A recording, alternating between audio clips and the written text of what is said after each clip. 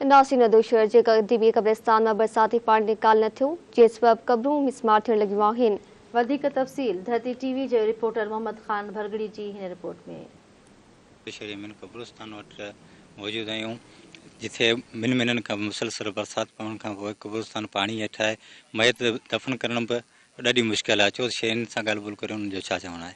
ही निंदो शहर जो कब्रिस्तान है, जिथे अगस्त खां वठी बरसातनि जो पाणी अञा ताईं बीठल आहे ऐं बार बार गुज़ारिशन करण जे बावजूद पब्लिक हेल्थ ऐं टाउन कमेटी खे पर ताहाल अञा ताईं उन जो को बि हल न निकिरी सघियो आहे, पाणी खे निकाल न करे सघिया आहिनि।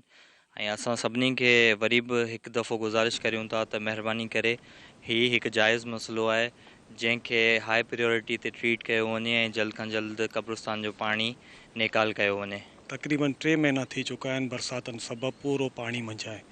असां बस वारे अमलदारनि खे गुज़ारिश था करियूं, ख़ासि तौर ते पब्लिक हेल्थ वारनि खे ऐं टाउन कमेटी वारनि सां बि असांजो जेको मुलाक़ात ऐं मीटिंग ठही हुई, जंहिं पंहिंजी मजबूरियूं सम्झी हिकिड़ो निंदे शहर में 2 ड्रेनेज सिस्टम आहिनि जेके हलनि पिया। सो पोइ लाइट जे करे जेको आहे मसइलो आहे, हिकिड़ो ड्रेनेज हले थो त ॿियो बंदि आहे ऐं नंढो मोटर आहे, जंहिंजे करे महसूस ई कोन थो थिए त पाणी निकिरे पियो या कोन पियो निकिरे।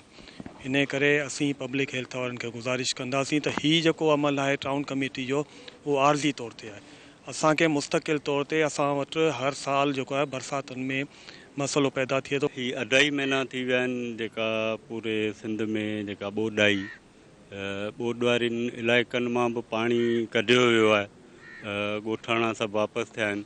पर असांजे ॻोठ निंदो शहर में ही मुसलसल 2.5 महीननि खां कब्रिस्तान में पाणी बीठल आहे। असां मुसलसल वस वारनि खे अपीलूं कंदा रहियासीं, पर असांजी का बि दाद रसी कोन थी।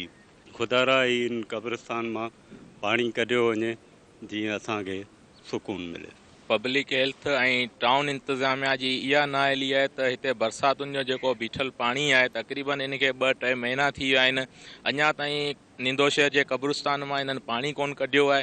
बार बार पब्लिक हेल्थ खे, टाउन ऑफिसरनि खे सोशल मीडिया ते असां पुकारियो आहे, पर इंतज़ामिया सफ़ा अंधी गूंगी ॿोड़ी थियो पई आहे। असां DC बदीन खां, आला इख़्तियारनि खां इहा गुज़ारिश था करियूं त निंदे शहर जे कब्रिस्तान मां असांखे पाणी कढायो ॾिनो वञे ऐं ॿियो कब्रिस्तान ते जेको कब्ज़ा माफ़िया कब्ज़ो करे वेठा आहिनि, ऐं असां आला इदारनि खां, DC बदीन खां इहो मुतालबो था करियूं त असांजे कब्रिस्तान तां जेके कब्ज़ा आहिनि उहे कब्ज़ा बि असांखे हटाए ॾिना वञनि। जीअं शहरीनि जूं ॻाल्हियूं ॿुधियूं, हुननि जो चवणु हो त कब्रिस्तान मां बरसाती पाणी कढाए ॾिनो वञे, जीअं त असीं मयतनि खे दफ़न कराए सघूं। जीअं मोहम्मद खान भरगड़ी धरती